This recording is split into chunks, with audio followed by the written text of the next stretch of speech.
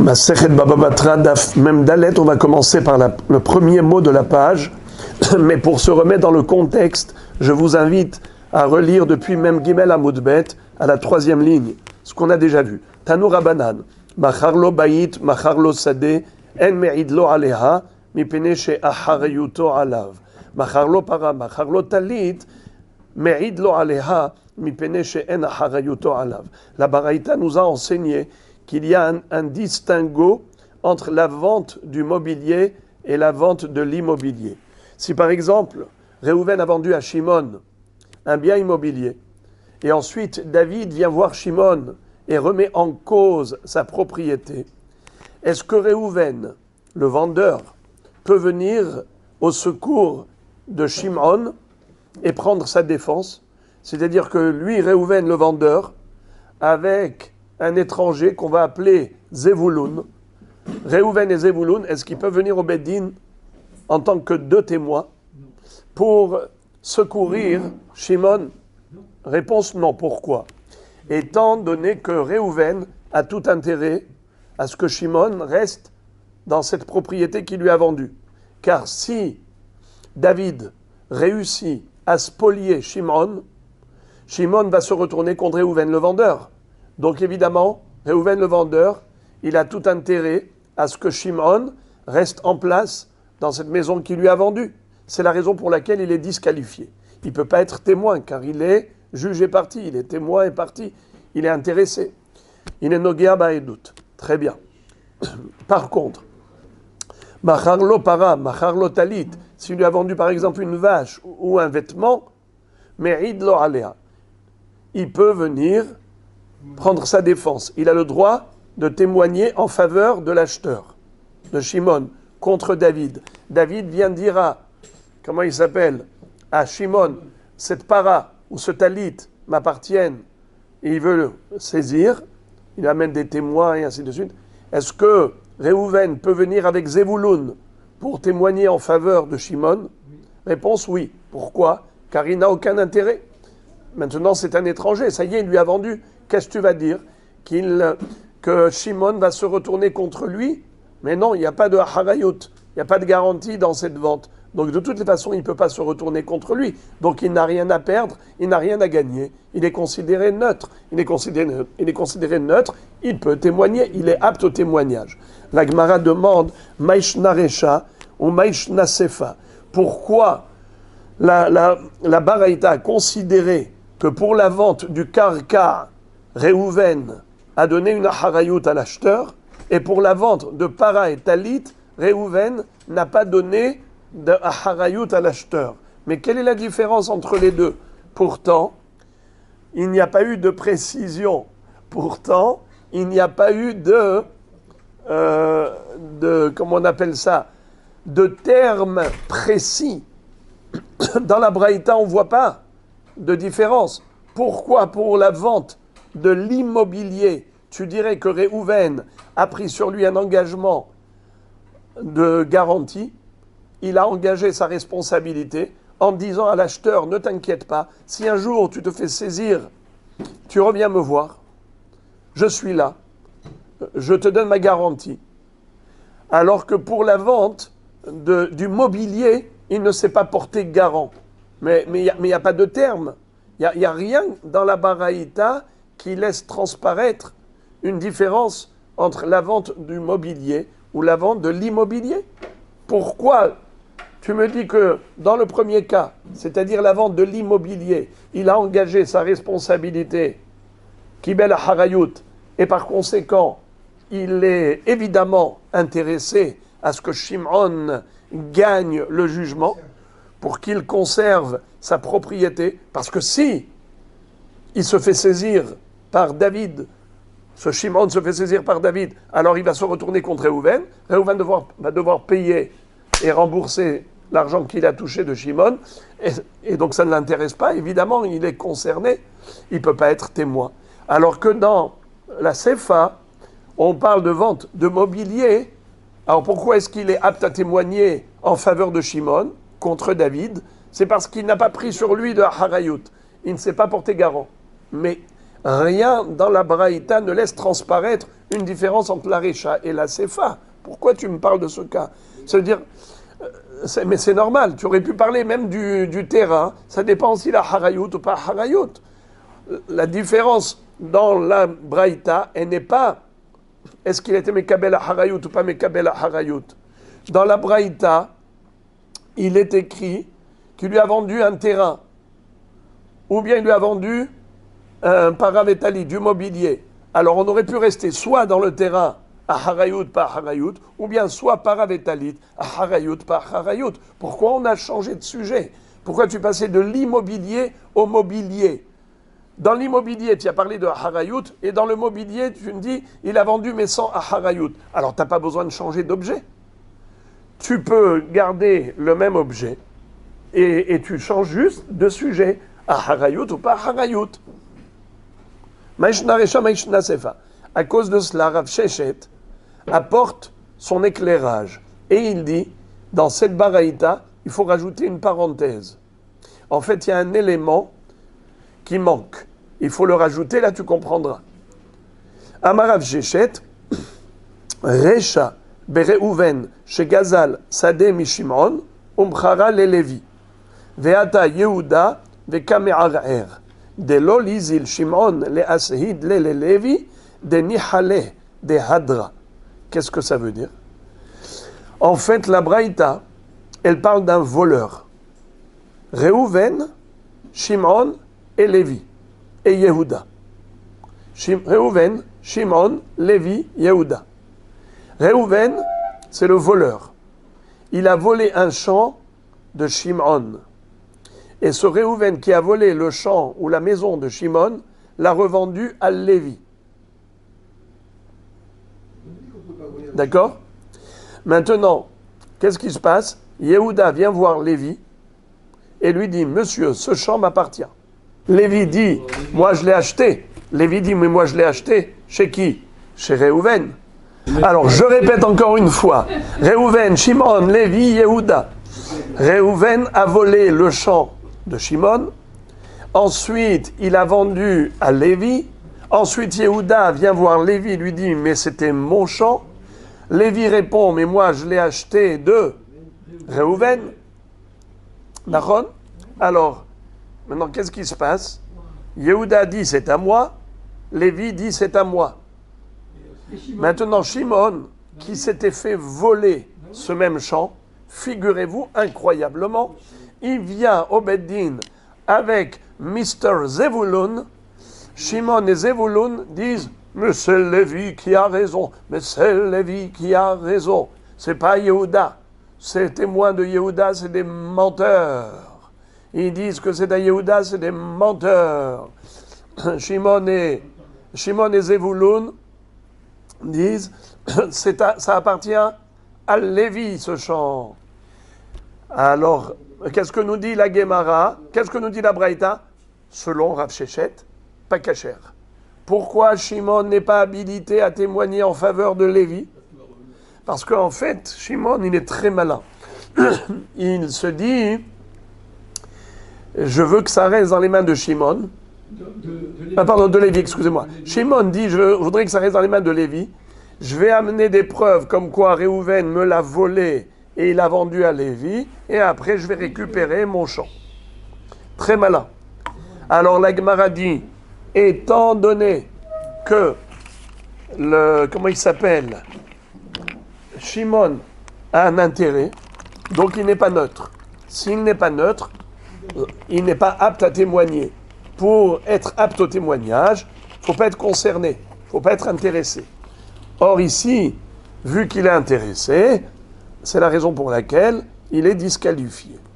Il est ou menteur ou pas menteur. Personne ne peut savoir.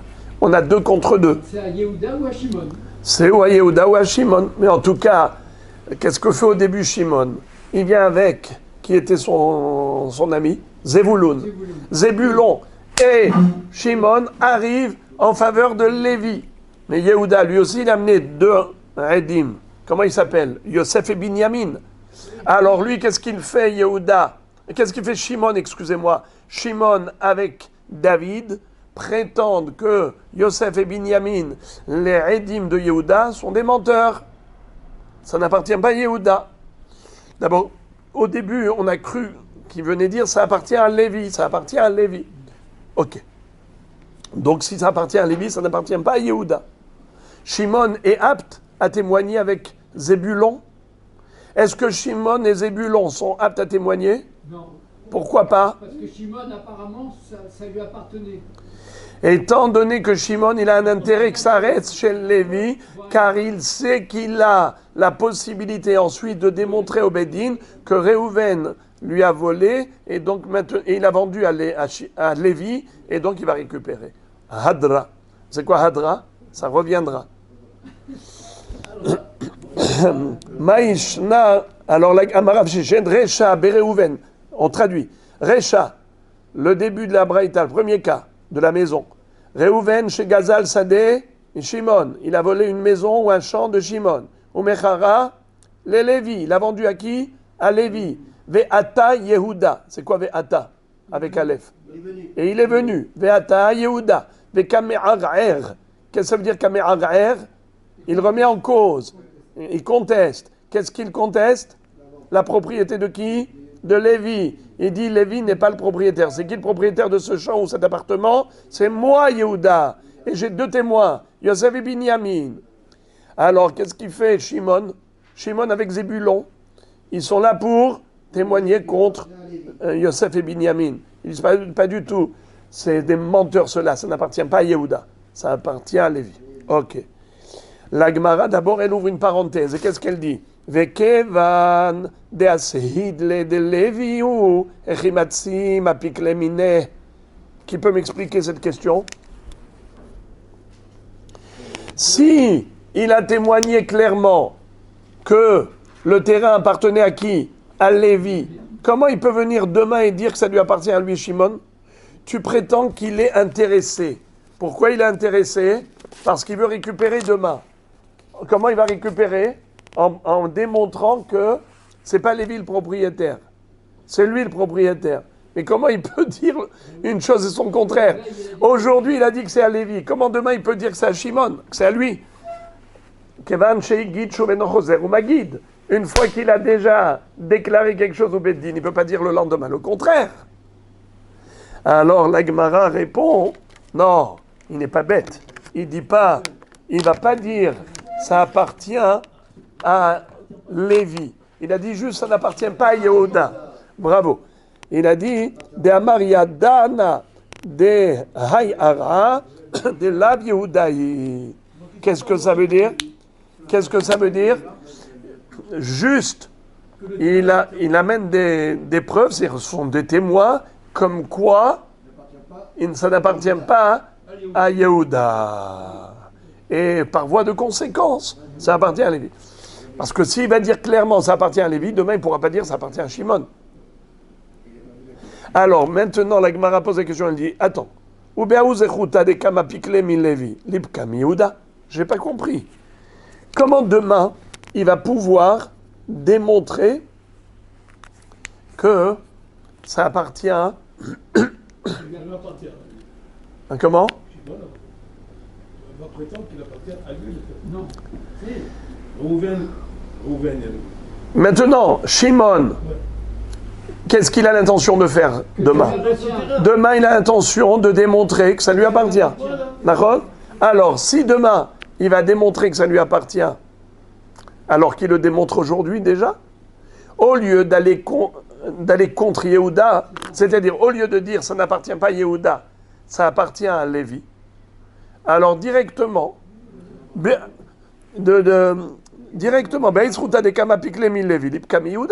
s'il sait que demain, il aura les moyens de démontrer que Réhouven lui a volé à lui, Nachon, et donc ça n'appartient pas à Lévi, ça lui appartient à lui, à Shimon, eh bien qu'il amène ses preuves aujourd'hui directement contre Yehuda. Yehuda, qu'est-ce que tu prétends? Que c'est à toi? Eh bien, qu'il amène maintenant tout de suite des Edim, comme quoi Ça lui appartient. ça lui appartient. Nachon, pourquoi est-ce qu'il va faire tout ce micmac? d'abord exclure Yehuda pour que ça aille chez Lévi, et ensuite aller contre Lévi. Lama tout. Pourquoi il fait comme ça? Qu'il aille directement contre Yehuda. La réponse, de Amar Hasheni Noahli Harishon Kaché Menu. C'est-à-dire, en fait, la vérité, il faut dire le contraire. Hasheni Kacheli Harishon Noahli Emenu. Mais la Gemara, elle a emprunté ce lachon parce que c'est le même lachon qu'on a retrouvé ailleurs. Alors, mais qu'est-ce qu'il veut dire par là? Lévi et Yehuda. Lévi, c'est quelqu'un de doux. Yehuda, c'est quelqu'un de sauvage, de violent. Il ne veut pas, ensuite, demain, se disputer avec Yehuda. Si Yehuda prend à Lévi le champ, alors demain, il va devoir se disputer contre Yehuda pour récupérer ce champ, en démontrant que Réhouven lui a volé. D'accord? Il va démontrer. Mais il sait qu'il a affaire à un homme violent. Il a peur. Il ne veut pas être, lui, son adversaire, son protagoniste. Qu'est-ce qu'il fait? Il dit, d'abord, moi je viens en tant que aide neutre, entre Yehuda et Lévi. La bagarre, elle est entre Yehuda et Lévi. Moi je viens témoigner en faveur de Lévi, comme ça, que le champ qui n'aille pas chez Yehuda, qui reste chez Lévi. Et demain, je vais démontrer que ce n'est pas à Lévi, c'est à moi. Je vais récupérer mon champ. Pourquoi il préfère récupérer son champ des mains de Lévi plutôt que des mains de Yehuda? Parce que Yehuda est violent, Lévi est doux. Alors il préfère, comment se marque? Arishon Kacheli, Hasheni Noahli Emenu. Alors, Hasheni Noahli, Arishon Kaché Emenu. C'est la raison pour laquelle il préfère que ça reste chez Lévi. Alors maintenant, pourquoi on l'a disqualifié? Pourquoi il ne peut pas être témoin? Parce qu'on ne peut pas être témoin et parti. En quoi il est son intérêt? Où est son intérêt? Parce qu'il est hacham. Il témoigne contre Yehuda pour que ça reste chez Lévi, pour que demain, il aille ensuite saisir Lévi. Alors, puisqu'il n'est pas neutre, il est inapte au témoignage. Ok. Veiba tema. Deuxième raison, pourquoi il préfère que ça reste chez Lévi et pas chez Yehuda. Deuxième raison, pas seulement parce que Yehuda est violent et Lévi est doux. Non, pas pour cette raison. Même si les deux, ils étaient doux. Admettons. Mais tu veux savoir pourquoi il est intéressé à ce que ça reste d'Avka chez Lévi et pas chez Yehuda, bien que demain, quand il va amener des Redim pour démontrer que c'est à lui et pas à, il peut dire c'est à moi et pas à Yehuda, comme c'est à moi et pas à Lévi, n'est-ce pas? Alors qu'est-ce que ça te change qu'aujourd'hui Yehuda gagne la guerre contre Lévi? Merpat lecha. La réponse,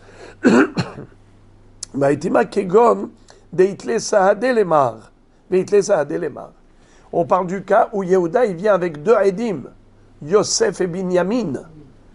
Et lui, Shimon, admettons, ok, lui il n'est pas témoin, admettons qu'il a encore deux autres témoins, Zébulon et Issachar. Issachar et Zévouloun.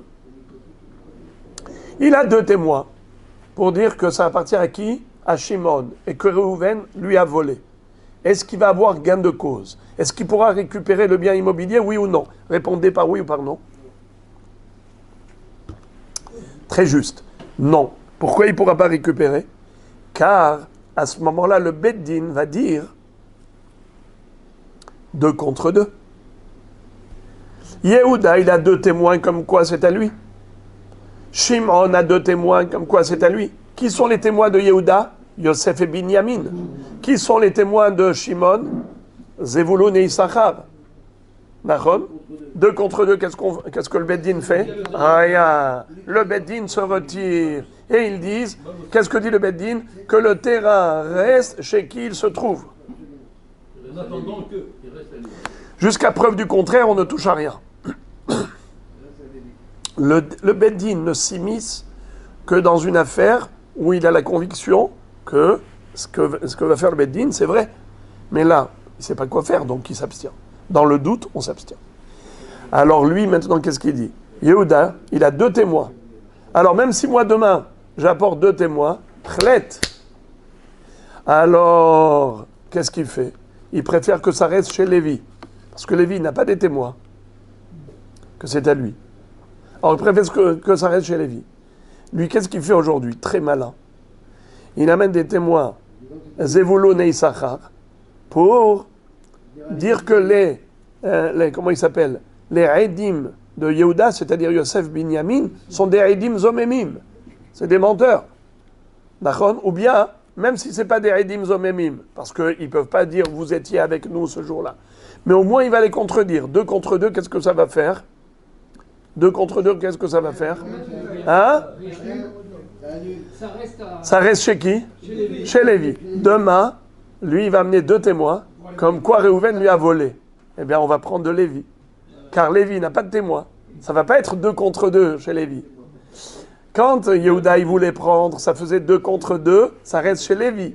Mais si Yehuda va prendre, après demain, même s'il amène des Eidim, ça va être 2 contre 2, ça va rester chez Yehuda. Il dit, je préfère que ça reste aujourd'hui chez Lévi, comme ça demain je vais amener des preuves, comme quoi il m'a volé, Shimon m'a volé, il lui a vendu à Lévi, et je récupère mon bien. Alors, est-ce qu'il est malin, le bonhomme? Voilà pourquoi il est disqualifié. Si demain il amène Zevulun et Issachar, ça va servir, c'est vrai.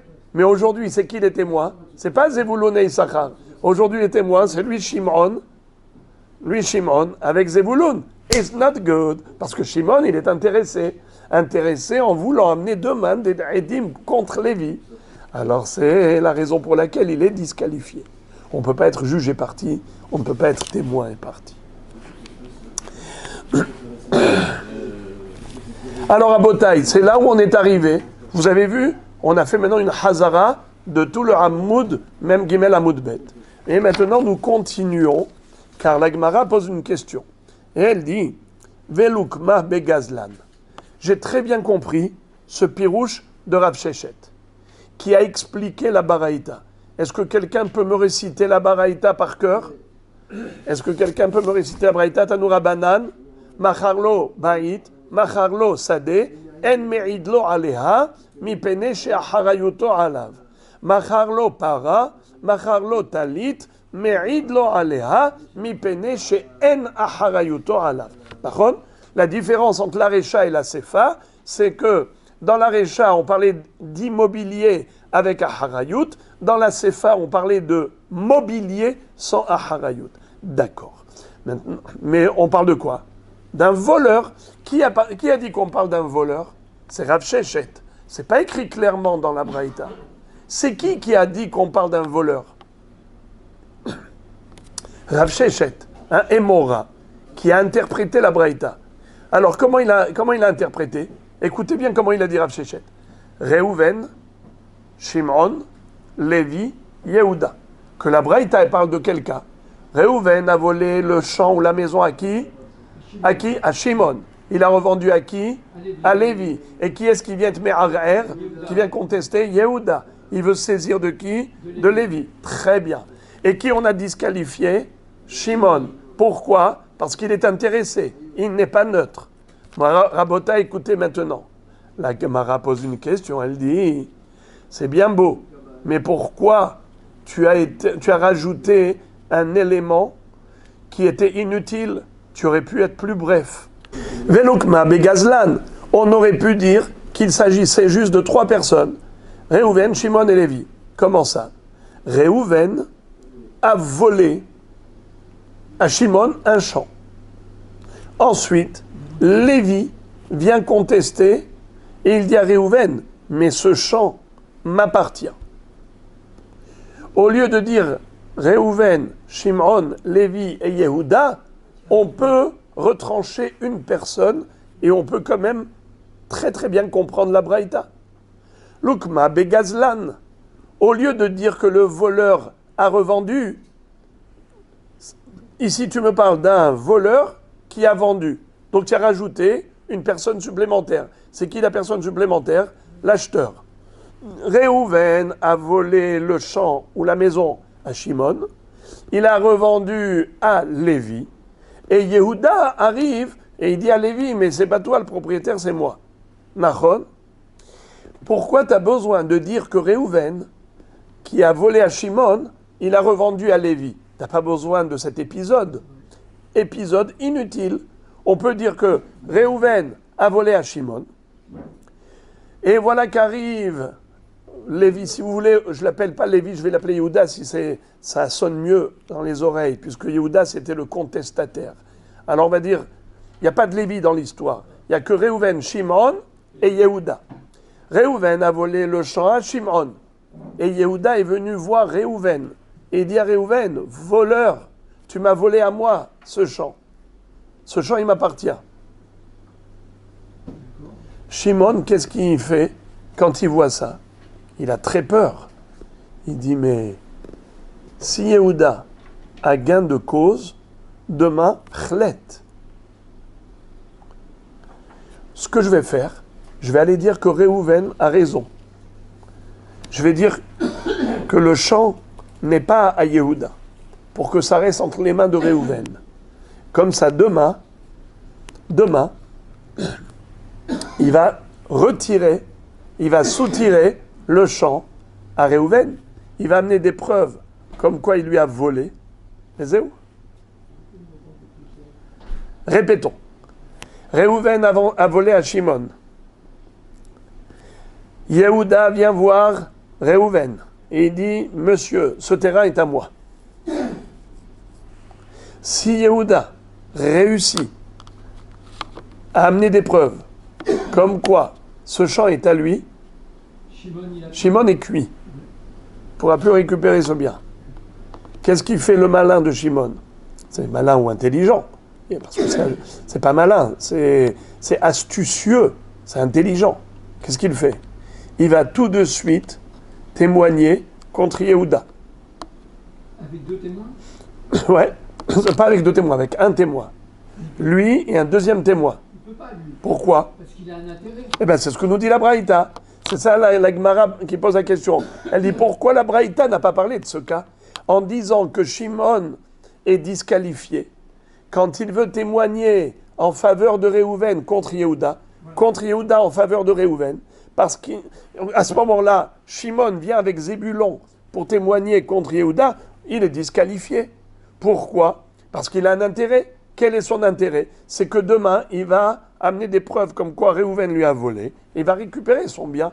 Alors ça l'intéresse que Yehuda perde le jugement pour que ça reste entre les mains de Réhouven, car il a des preuves comme quoi Réhouven lui a volé. Alors aujourd'hui, il n'a pas...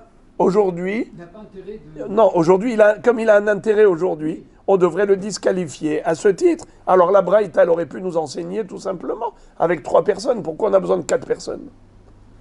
Réhouven, Shimon, Lévi, Yehuda. T'as pas besoin? Tu peux dire Réhouven, Shimon et Yehuda. Il n'y a pas de Lévi. Mais si on garde que 3 personnes, Shimon il perd. Mais non, Shimon, si il était apte à témoigner, Oui. Imaginons que Shimon était apte à témoigner. Oui? Si Shimon était apte à témoigner, Oui. alors ça aurait fait Shimon et Zevouloun. Qu'est-ce qu'ils disent? Que le terrain n'est pas à Yehuda. S'il n'est pas à Yehuda, où est-ce qu'il reste? À Réhouven. Chez Réhouven. Qu'est-ce qu'il va faire demain, Shimon? Il va amener des Edim comme quoi Réhouven lui a volé et il récupère. Étant donné qu'il a un intérêt de récupération le lendemain, alors aujourd'hui il s'appelle intéressé. Et puisqu'il est intéressé, il ne peut pas être témoin. D'accord? Alors pourquoi la Braïta a été farfelue? Pourquoi la Braïta, elle a rajouté encore une personne inutilement? La vente, elle est inutile. De dire que Réhouven a volé à Shimon, il a vendu à Lévi, et ensuite Yehuda est venu contester auprès de Lévi. Pourquoi on a besoin de ce Lévi? Retire Lévi de l'histoire. Il n'y a que Réhouven, Shimon et Yehuda. C'est-à-dire, Réhouven a volé à Shimon, et le terrain se trouve chez Réhouven. Yehuda veut spolier le terrain de Réhouven. Shimon vient à la rescousse. Mais qu'est-ce qu'il veut Shimon aujourd'hui avec Zébulon? Il veut dire que le terrain n'appartient pas à Yehuda. Automatiquement, il reste chez Réhouven. Quelle est la raison pour laquelle on le disqualifie? Parce qu'il a un intérêt. Alors, parce que demain, il va venir pour récupérer. Ok. Alors, pourquoi on n'a pas parlé d'un cas plus bref? Pourquoi la Braïta avait besoin de parler de la vente de Shimon, de la vente de Réhouven à Lévi? C'est inutile. Si c'est pour nous enseigner juste la disqualification de Shimon en tant que témoin parce qu'il a un intérêt, Alors on aurait pu nous enseigner la même halakha, le même din, avec 3 personnes et pas 4 personnes. Pourquoi on a rajouté Lévi dans l'histoire? Que Réhouven a volé à Shimon et il a revendu à Lévi. Qu'est-ce qu'on a besoin de ce Lévi? Velukma begazlan. Réponse. Mishum de kabaï le mitna sifa, macharlo para, macharlo talit. De davka machar de avali yeush veshinui reshut. Avalo machar de hadrale lo. Tanare shanami machar. Qu'est-ce que ça veut dire? Pour comprendre la réponse de la Gemara, il faut rappeler une notion. Est-ce que vous connaissez la notion de Yehush Veshinui Reshut? Certainement que vous connaissez, mais je vais rappeler. Vous savez que lorsqu'un voleur a volé, eh bien, il a l'obligation de restituer l'objet tel quel. Mahon? Si maintenant il a vendu à quelqu'un d'autre, cet objet il l'a revendu. Imaginons que le propriétaire a fait Yehush. Il a désespéré en disant « Aïe, aïe, aïe, ça y est, j'ai perdu cet objet. » À partir du moment où il y a eu Yehush entre les mains du voleur, et le voleur a pris Yehush, il a revendu à une autre personne, dans ce cas-là, la deuxième personne est propriétaire de l'objet, elle n'a pas l'obligation de rendre au volé. Je vais les appeler Réhouven, Shimon et Lévi. Shimon a volé à Réhouven, il a revendu à Lévi. Et il y a eu Yehush quand c'était chez Shimon. Est-ce que Yehush tout seul suffit? Non. Il y a une grande marloquette à ce propos. Prenons la chita que Yehush, ça ne suffit pas. D'accord? Pourquoi ça ne suffit pas? Parce que le Yehush, il a eu lieu quand? Après qu'il a volé. Au moment où il a volé, il n'y avait pas encore de Yehush. Puisque c'est arrivé entre les mains du voleur Béissour, alors le Yehush qui vient après le vol n'est pas efficace. D'accord? Yehush pour un objet perdu, oui, ça marche. Mais Yehush pour un objet volé, ça ne marche pas. Un objet perdu, parce qu'il n'y a pas eu de Issour commis. Mais un objet volé, il y a eu un Issour de commis. C'est la raison pour laquelle le Yehush n'a aucun impact. Mais s'il y a eu une vente après le Yehush, oui, ça a un impact. Yehush chez le voleur et Shinui Reshut chez l'acheteur. Je répète, le volé, le voleur et l'acheteur. Le voleur a volé au volé, il a revendu à l'acheteur. Chez l'acheteur, l'objet, maintenant, ça lui appartient. Est-ce qu'il a l'obligation de le rendre? Non. Réponse non.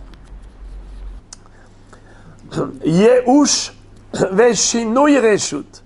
Lorsque Réhouven a volé, plutôt Shimon a volé à Réhouven, ensuite il a revendu à Lévi. Est-ce que Lévi a l'obligation de rendre l'objet à Réhouven? Alors, s'il y a eu Yehush de la part de Réhouven, il a fait Yehush quand l'objet a été volé par Shimon. Alors, c'est vrai que Shimon, il a l'obligation de rendre l'objet tel quel. Parce que Yehush tout seul ne suffit pas. Mais par contre, si il a revendu à Lévi, est-ce que Lévi a l'obligation de rendre l'objet lui-même à Réhouven?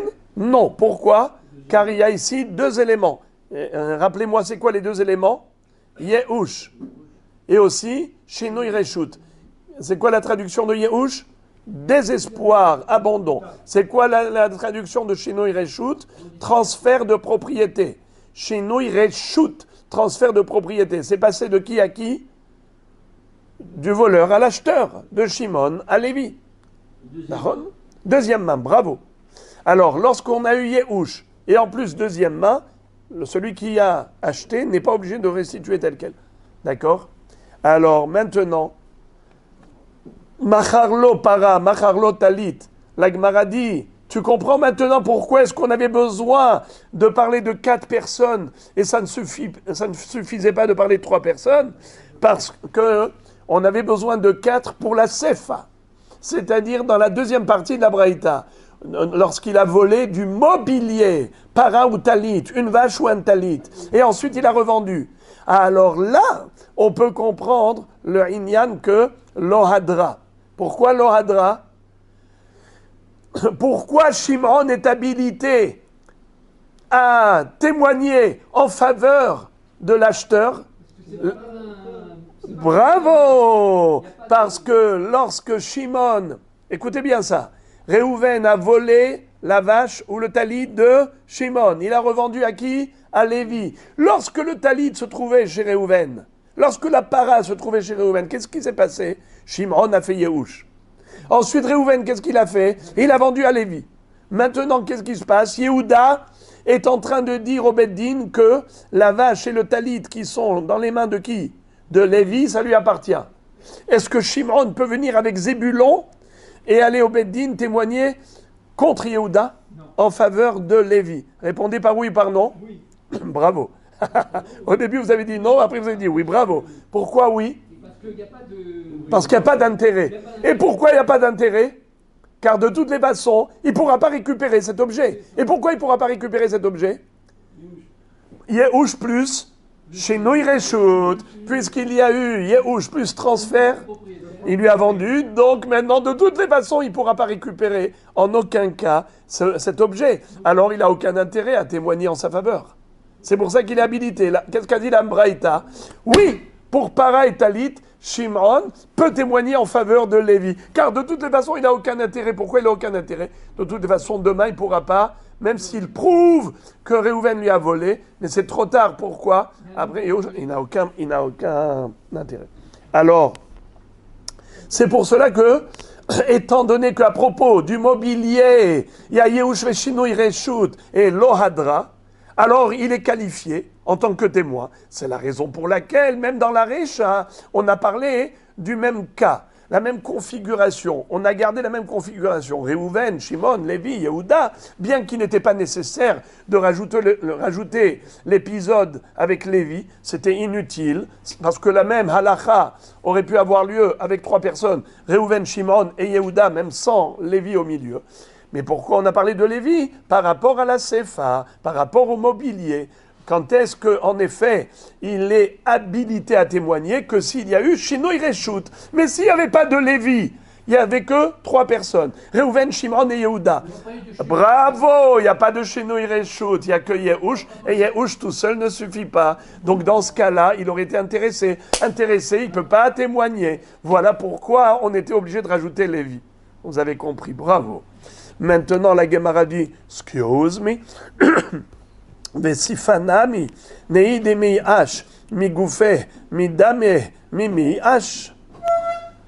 La Gemara dit, excuse-moi, j'ai pas compris, tu me dis qu'il n'a aucun intérêt, qu'il est désintéressé dans le cas du mobilier, parce que Yehush Vechinui Reshut, il ne peut pas récupérer l'objet de toutes les façons. Excuse me, il ne peut pas récupérer l'objet, mais il peut récupérer la valeur de l'objet. Car le voleur, même s'il y a eu Yehush et Shinui Reshut, le voleur doit toujours la valeur. Le voleur doit la valeur. C'est vrai qu'il ne doit plus l'objet lui-même, mais il doit la valeur de l'objet. Bon, non, on parle de Gazlan. Gazlan, c'est un voleur à l'arraché. Ce que vous dites, c'est vrai dans Ganav. Vous avez raison. Il paye le double dans le cas de Ganav, clandestinement. Mais si c'est à l'arraché, Gazlan. Alors, regardez bien. Yehush, il a fait Yehush et Shinui Reshut. Qu'est-ce qu'on a dit? Que le voleur, dans ce cas-là, il ne doit plus rendre l'objet lui-même. D'accord, mais il doit rendre quand même la valeur. Alors, pourquoi tu dis qu'il est désintéressé? Mais il est tout à fait intéressé à témoigner. Nachon? Pourquoi? Parce que maintenant, si l'objet reste entre les mains de l'acheteur, Nachon? Il va récupérer chez Réhouven le montant. Exactement, le montant chez Réhouven. Et pourquoi il est intéressé de dire que ce n'est pas à Yehuda? En disant que ce n'est pas à Yehuda, c'était à lui. Donc si c'était à lui, Réhouven lui a volé et ensuite il a revendu à Lévi. Alors que si Yehuda gagne le jugement contre Lévi et il va démontrer que ce n'était jamais à Shimon, c'était jamais à Lévi, c'était à Yehuda. Ça veut dire que Réhouven n'a rien volé à Shimon, donc Réhouven ne doit rien à Shimon. Donc Shimon aujourd'hui il est intéressé à dire que oui c'est à Lévi pour exclure Yehuda de l'affaire. Comme ça demain il va prouver que ce n'est pas à Lévi, que c'est Réhouven qui lui a volé. Même s'il ne va pas pouvoir retirer à Lévi parce que c'est un objet, Yehushveshino Ireshut, mais au moins il va démontrer que Réhouven lui a volé cet objet. Ça appartenait pas à Yehuda, ça appartenait à Shimon. Donc il a toujours un intérêt. Alors j'ai pas compris pourquoi tu dis, comme il est désintéressé, il est apte à témoigner. Il ne devrait pas être apte à témoigner, même pour le mobilier, comme pour l'immobilier. J'ai oublié une parenthèse. Vous savez que pour l'immobilier, il n'y a pas de Shinui Reshut. Vous avez compris la différence entre la Recha et la Sefa. La Recha, elle parle d'immobilier. La Sefa, elle parle de mobilier. Dans l'immobilier, il n'y a pas de Shinui Reshut. Car Kainanik Zelet, parce que c'est toujours là. Il n'y a pas de transfert de propriété par rapport au voleur. Ça reste toujours au nom du vrai propriétaire, même s'il a vendu et revendu. Même s'il y a eu Yehush. Même s'il y a eu Yehush. Il dit, il est trop fort celui-là, il a des revolvers, j'ai peur de lui, même s'il fait Yehush. Et même s'il y a eu transfert de propriété parce qu'il a vendu, ça ne sert à rien. Karkan and Xelet. Mais par contre, dans le Talit ou Para, oui, ça marche. La Gemara dit, tu veux savoir pourquoi malgré tout, tu dis que, pourquoi on dit qu'il n'a pas d'intérêt? La tsericha demet gazlan. Il n'a aucun intérêt. Tu veux savoir pourquoi il est crédible? Parce que même la valeur, il ne pourra pas la récupérer. Pourquoi le volé n'obtiendra pas du voleur la valeur de l'objet qu'il a vendu? Parce que le voleur est mort. Très bien. Oui, mais il a des héritiers. Est-ce qu'il peut aller poursuivre les héritiers par rapport à un objet qui lui a volé comme la para et le talit? Est-ce que le voleur peut aller chez les héritiers? Dites nan hagozel ou machilet banav veiniach lifnehem pturim mileshalem. Celui qui a volé et qui a donné à manger à ses enfants ce qu'il a volé, ou bien même si il ne leur a pas donné à manger, c'est pas quelque chose qui s'épuise, qu'il a liquidé, c'est quelque chose qu'il leur a laissé, il est encore là cet objet. Il a volé une para, elle est là. Il a volé un talit, c'est encore là. Est-ce que les héritiers ont l'obligation de restituer? Oui. Eh bien, la Mishnah dit Pturim mileshalem. Ils sont dispensés. Alors la Gemara dit Velukma beyoresh. Aniha leman de amar reshut yoresh lav kirshut lokiach dami shapir.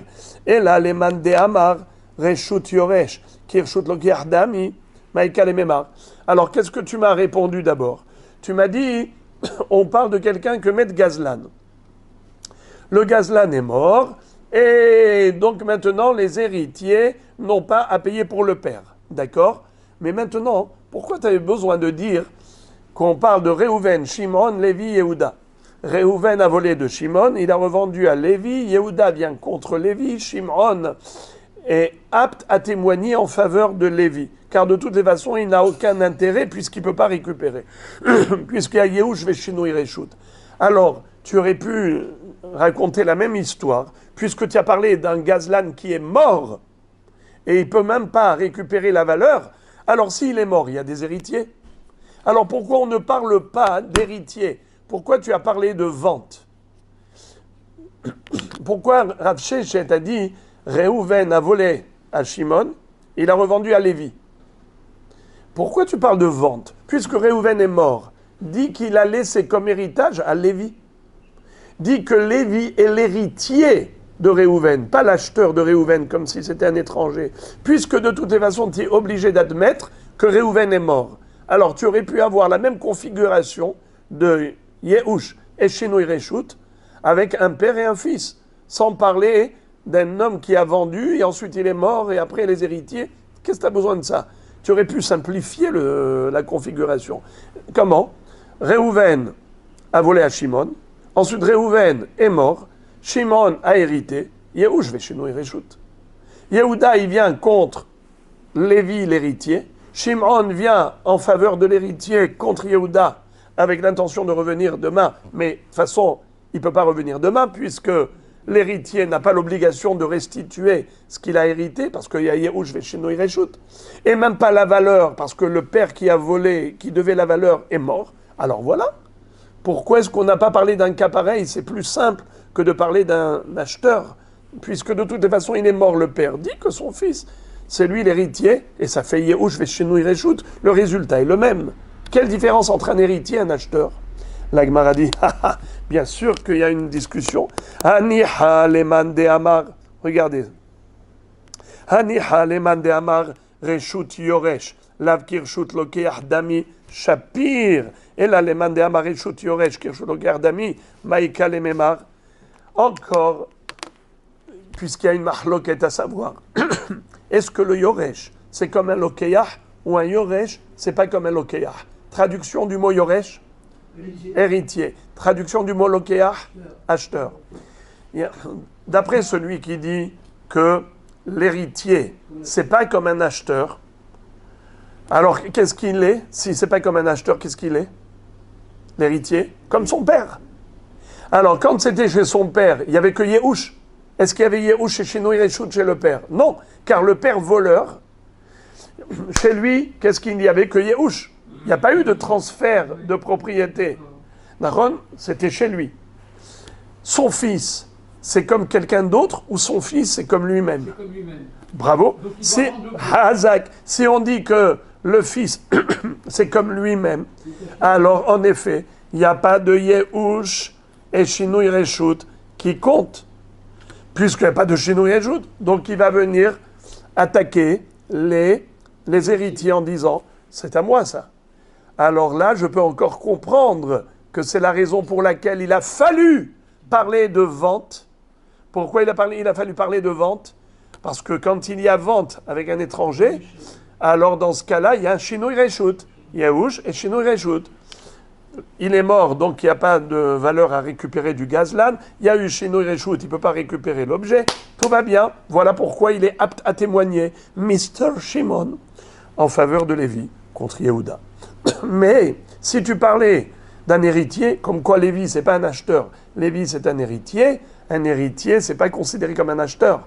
Un héritier, c'est comme lui-même. Si c'est comme lui-même, donc il n'y a pas de Shino Ireshut. S'il n'y a pas de Shino Ireshut, le Yehush tout seul ne suffit pas. Il a l'intérêt de récupérer le lendemain en attaquant les héritiers. Il nous dit, vous avez hérité un objet volé, rendez-le-moi. C'est la raison pour laquelle on était obligé de parler de quoi? De vente. Mais d'après celui qui dit qu'un héritier, c'est comme un acheteur, c'est-à-dire qu'il n'est pas considéré comme le père lui-même, alors pourquoi on avait besoin de parler d'acheteur? On aurait pu parler d'héritier. C'est encore plus simple, puisque tu me dis que le gazlan est mort. Alors parle de son fils, directement, plutôt que de parler d'un acheteur. Première question. Verot Kashialé les Abaye. Encore une couchia très forte contre Rav Shechet, contre l'interprétation de la Braïta selon Rav Shechet. Verot Kashialé Abaye. Abaye dit, je ne comprends pas ton interprétation. À toi, Rav Shechet, comment tu as interprété la Braïta? Mipene she harayuto alav ve'ena harayuto alav, mipene she hozeret lo ve'ena hozeret lo, mibaele. Quel rapport avec l'histoire de Harayut? On ne comprend rien du tout. Selon toi, Rav Shechet, l'histoire de garantie n'a rien à voir dans cette halakha.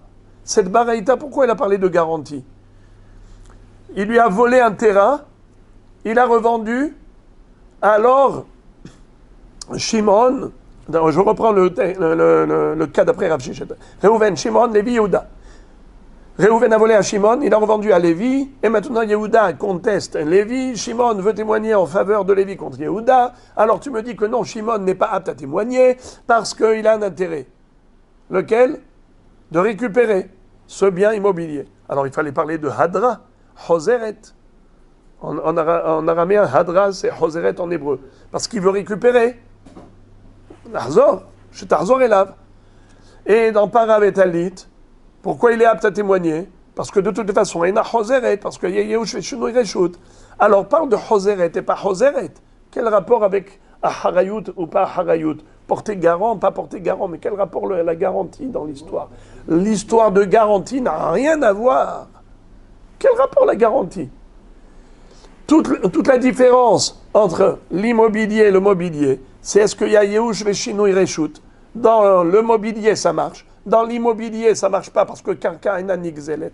Donc, ici, Hoseret. Dans le Karka, c'est Hoseret. Dans le Paravétali, Tena Hoseret. Donc, c'est ça ce que la Braïta aurait dû dire. Hoseret, Vena Hoseret. Elle n'aurait pas dû parler de Harayut et pas Harayut. Quel rapport là, Harayut? Question bombardesque. À cause de ces deux questions, la Gemara réfute toute cette interprétation de Rav Shechet qu'on a étudiée jusqu'à présent. Et elle donne une autre interprétation à la Braïta. Et elle dit qu'on ne parle pas du tout de voleurs. Regardez ça. La Gemara dit Ela kede Rabin bar Shmuel, de Amar Rabin bar Shmuel mishme de Shmuel. Rabin, le fils de Shmuel, a dit au nom de son père Shmuel, Hamocher Sadeh lahavero shelo be'acharayut. Celui qui a vendu un champ à son prochain sans garantie, en me'idlo aleha mipene shema'amida bifne ba'al chovo.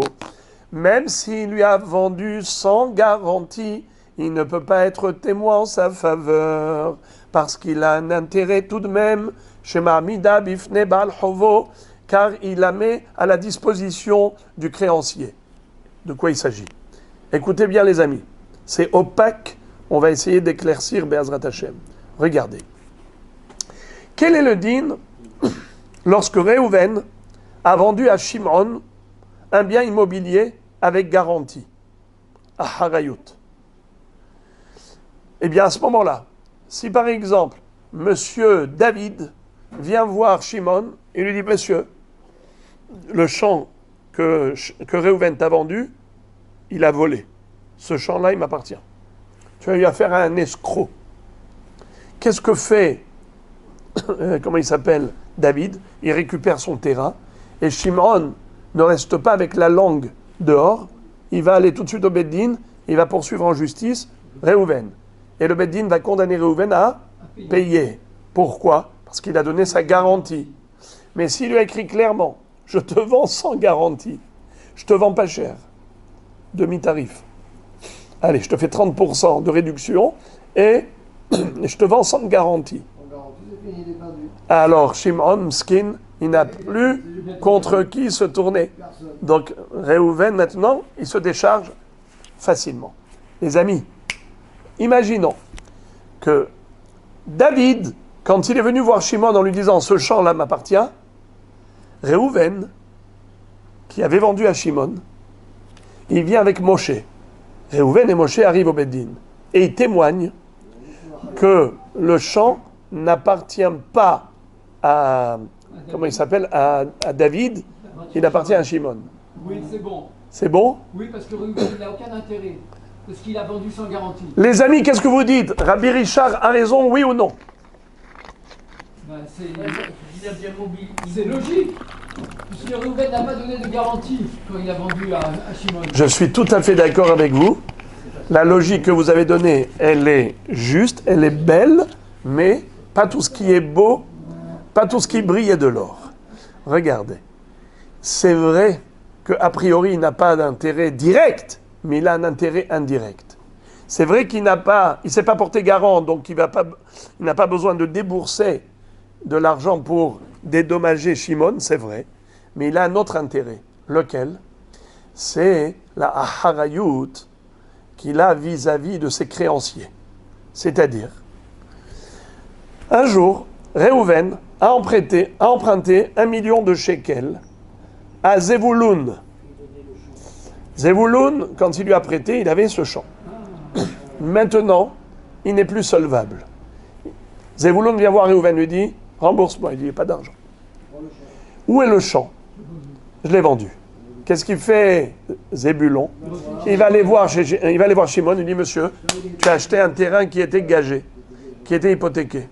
Et il le saisit.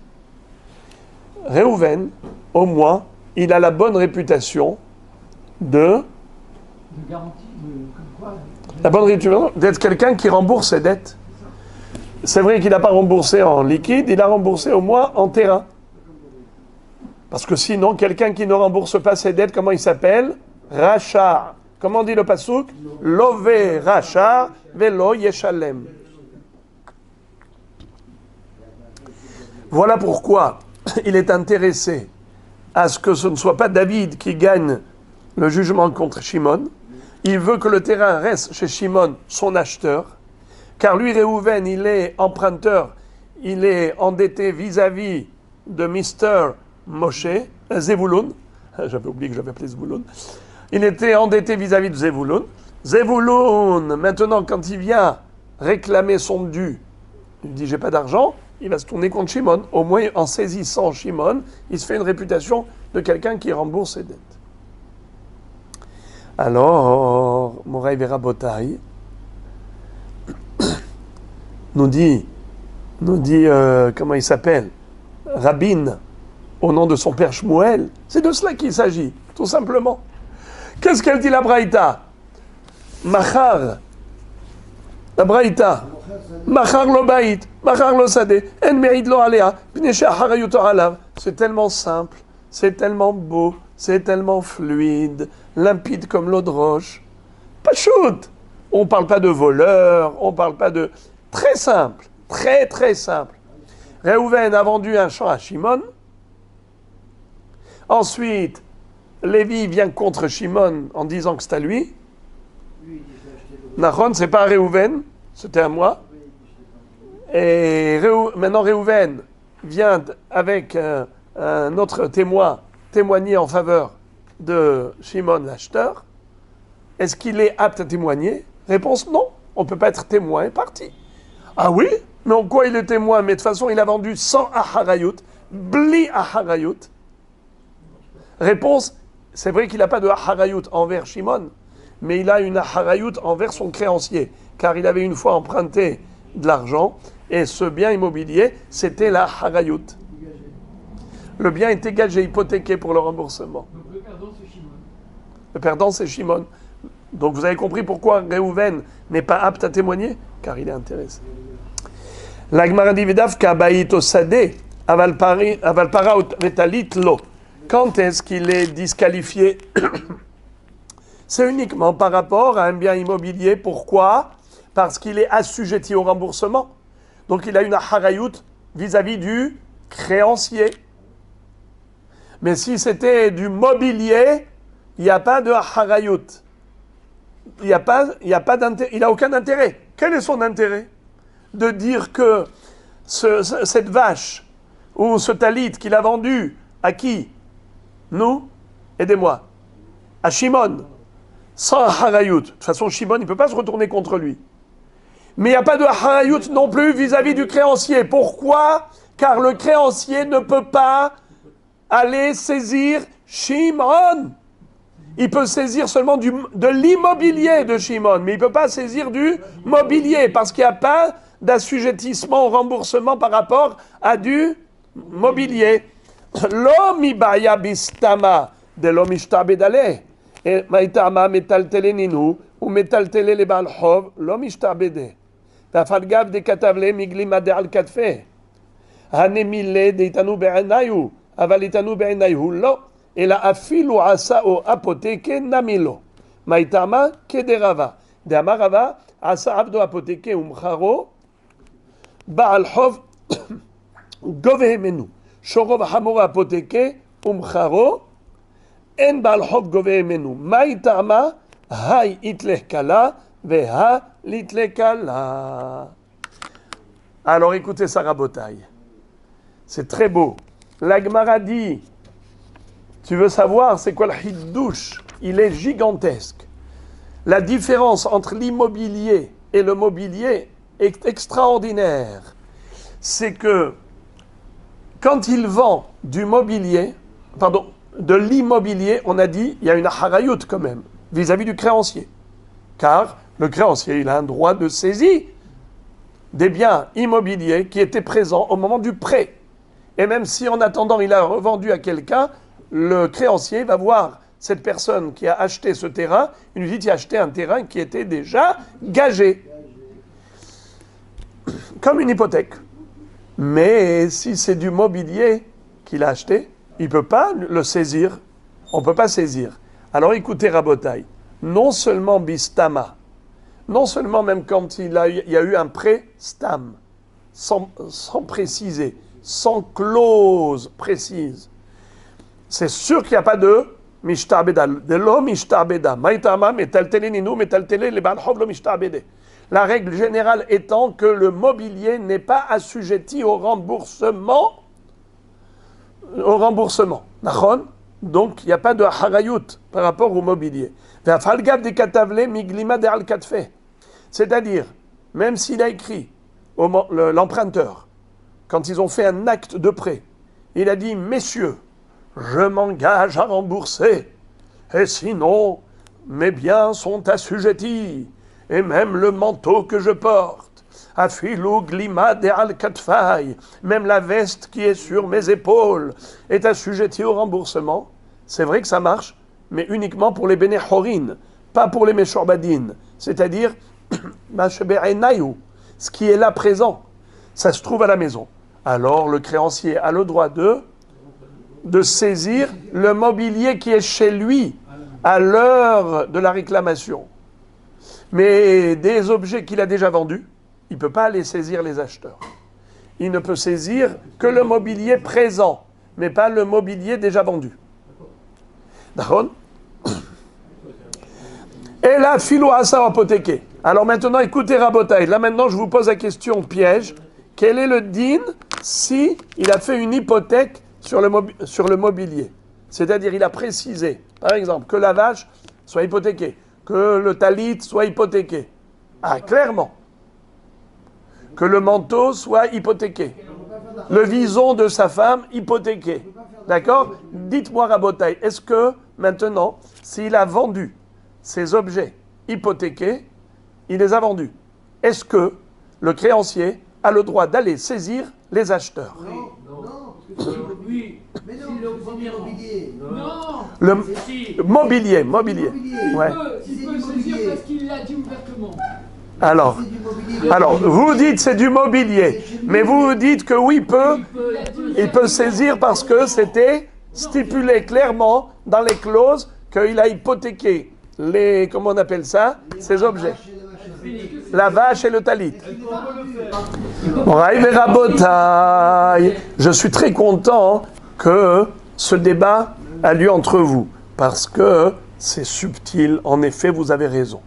Écoutez bien, la halakha est que, même s'il a écrit clairement qu'il engage ces objets comme étant l'hypothèque pour le remboursement, s'il les a vendus en attendant, le créancier n'a pas le droit d'aller saisir ces objets chez l'acheteur, uniquement si c'est chez lui, mais pas chez l'acheteur. Pourquoi et comment ça se fait? Écoutez bien.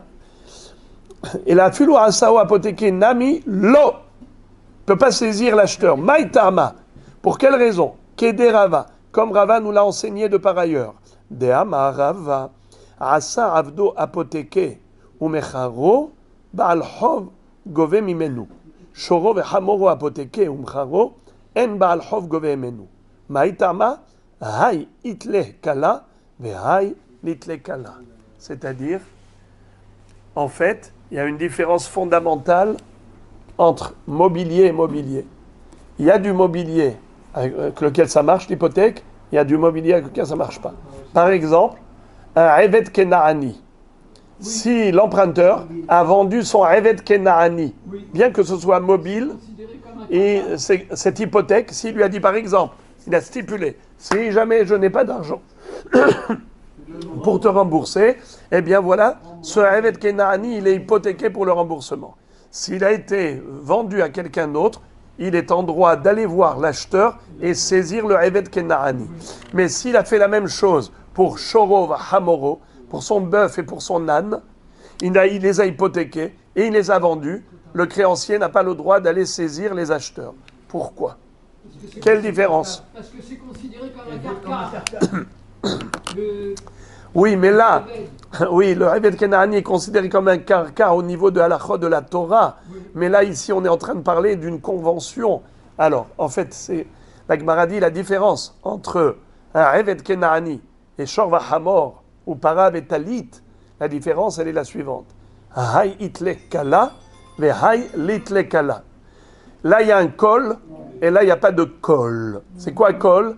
Des rumeurs, des échos. Lorsqu'il a stipulé que le Eved Kenaani, comment il s'appelle le Eved Kenaani? Donnez-moi un nom, s'il vous plaît. Comment il s'appelle? Christophe. D'accord? Et le Eved Kenaani, il a écrit Christophe est hypothéqué pour le prêt de Reuven à Shimon. Tout le monde connaît Christophe. D'accord? Alors ils disent Christophe, il est hypothéqué. Celui qui va aller acheter ce Eved, Christophe de Shimon, bravo, il est au courant qu'il est hypothéqué. Alors maintenant, il a pris le risque, il a acheté tout de même, eh bien tant pis pour lui. C'est-à-dire que c'est assez risque et péril. Il était en connaissance de cause. Tandis que Para et Shor va Hamor, est-ce que toi tu reconnais le Shor? Un Shor parmi tant d'autres? Est-ce que toi tu reconnais Hamor parmi tant d'autres? Est-ce que tu peux savoir que celui-là il est hypothéqué, celui-là il n'est pas hypothéqué? Alors, étant donné que l'hypothèque du Shor et du Hamor n'a pas de col, n'a pas d'écho, n'a pas de rumeur, c'est la raison pour laquelle il n'y a pas d'hypothèque qui marche pour le Shor et le Hamor. Voilà pourquoi il est habilité à témoigner. Là, il n'est pas intéressé. Il n'y a pas de Harayut. Comme il n'y a pas de Harayut vis-à-vis du créancier, donc il n'a aucun intérêt. S'il n'a aucun intérêt, il est neutre, il est apte à témoigner pour Parav et Talit. C'est seulement pour un Eved Kenaani ou un Karka pour lesquels il y a une Harayut, l'hypothèque, ça fonctionne, là, il n'est pas apte à témoigner. Bruchim Tiyu.